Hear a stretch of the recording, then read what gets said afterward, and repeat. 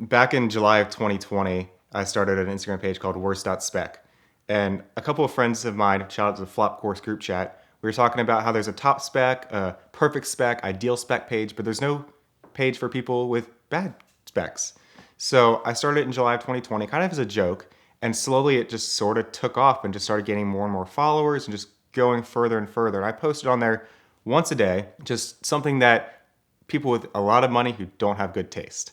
And it just took off. It's more like a car wreck where you can't look away at the page and you can't not see it. And so it just started going and going as I found more and more things. I'll fall into deep internet holes to find some of these cars, or I get them sent to me by a lot of people around the world, which is really helpful. So originally, when I started the page, I wanted to do only straight specs, no wraps, no mods, nothing, just the actual spec of a car. But I slowly kind of ran out of content like that, and the page grew more and more followers, and I realized if I wanted to keep the page going and get more followers and have it just be a bigger page, I kind of needed to broaden that spectrum of wraps or modifications, things like that. So I try to stick mostly to the supercars and things like that, but there are Wednesdays where I'll do like what the fuck Wednesdays, where they do just weird cars, people that have like a Mercedes with eyelashes and all sorts of badges all over it and things like that. Mansory is another big company that loves to modify cars, and people don't always agree with what they do. They love forged carbon a lot, and forged carbon is good in little bits and pieces, but when you put a whole entire car in forged carbon, it looks like your marble granite countertop. So that kind of became a thing. I did Mansory Mondays, where every Monday I'd post a Mansory car and I'd Photoshop it to say "man sorry." I'd add another R in there. So maybe they want to sue me. I don't know. They blocked me on Instagram the first couple weeks I started doing it. So from then on, it's kind of been a pound and pound thing with them. Definitely helped just the way I wanted to see how I could do in marketing. Since I studied marketing in college, originally I was like, you know what, let's see if I can build another Instagram page like I did my own originally. And this was just kind of the success of how I did it. Originally, it went up a little bit, up to about 10K was pretty quick. Slowed down 30, 40, and then it went from 40 to about 60 pretty quick. And about a week ago, I hit 100K, which I was never expecting to do in less than 2 years, which is incredible. But it's definitely, I've seen jumps when people like the Stradman or F-Spot, Launch Mode, Triple F, they all shout me out on their pages or do something like that. And that brings in hundreds of thousands of followers over to my page, which is fantastic. Definitely some good opportunities. I was out at Car Week in Monterey, and I was able to connect with some of the large owners of some of these cars and be able to shoot their cars with them to say, hey, yes, I run this funny, fun page, and I'm also a serious photographer and a car lover. So it goes hand in hand to be able to make these connections with these people through this page, but also help out my own business that way. It's not supposed to be where if you do anything other than like red over tan on a Ferrari, it's a worse spec. It's not supposed to be you can't be creative.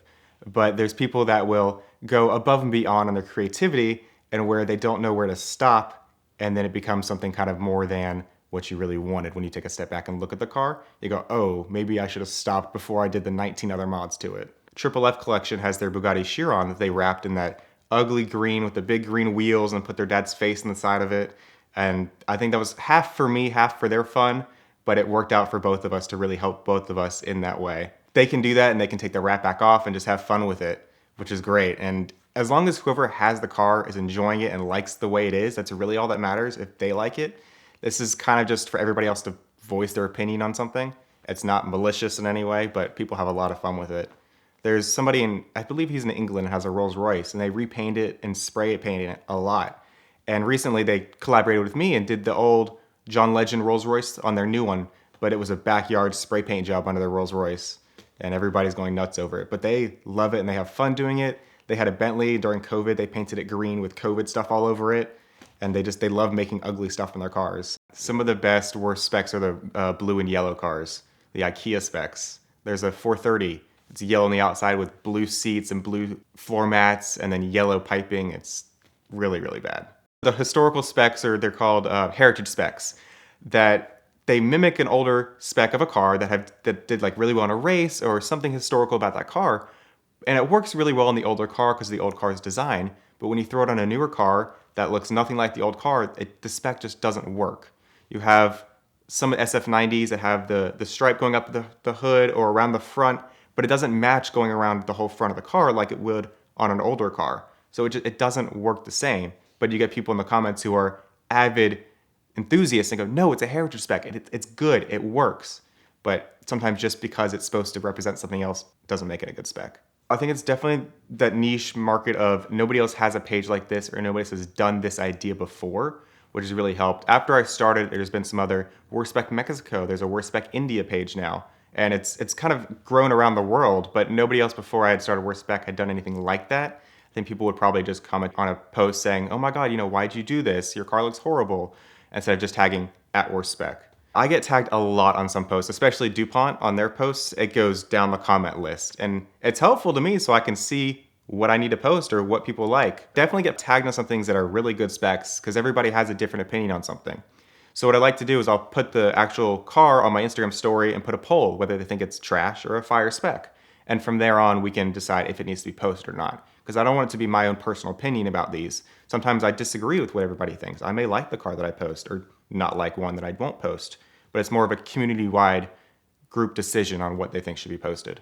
There's a red Mercedes SLR that's been covered in gold and chrome and all sorts of craziness. And I think that's the most liked post I have. And that's probably one of the worst specs. He spent hundreds of thousands of dollars on that car, making it look awful. I've definitely gotten comments where people were like, this shouldn't be on this page. This is a great spec. But it's great. I love it when people voice their opinion on the comments and what they think, because that's kind of what the page is for everybody to say what they think about the car and be able to voice it.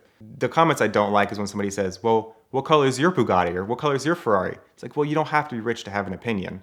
That's the whole point. Just because you don't own it doesn't mean you can't voice what you think. There's a guy, Steven, who has a Lamborghini Aventador. He has I believe it's wrapped blue with an orange interior and blue wheels.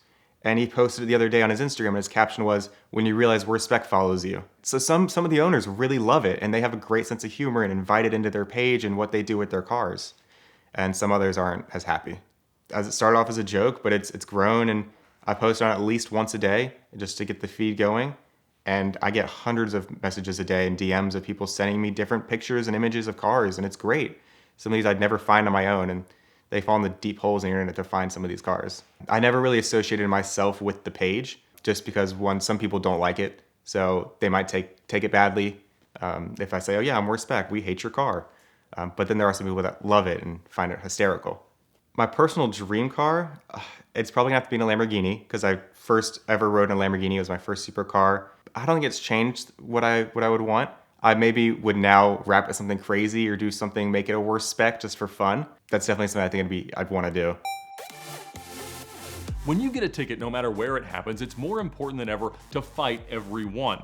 And the perfect partner in that fight is the Ticket Clinic. When you get a ticket, you're facing costly insurance premium increases, points on your license, fines, risk of suspension, jail time, and they can help you avoid all of that. They've got offices in Florida and in California, but they can help you fight a ticket through their network of attorneys no matter where in the United States you get one. You can text a picture of your ticket to 305-305, or you can check them out now at the link in the description below.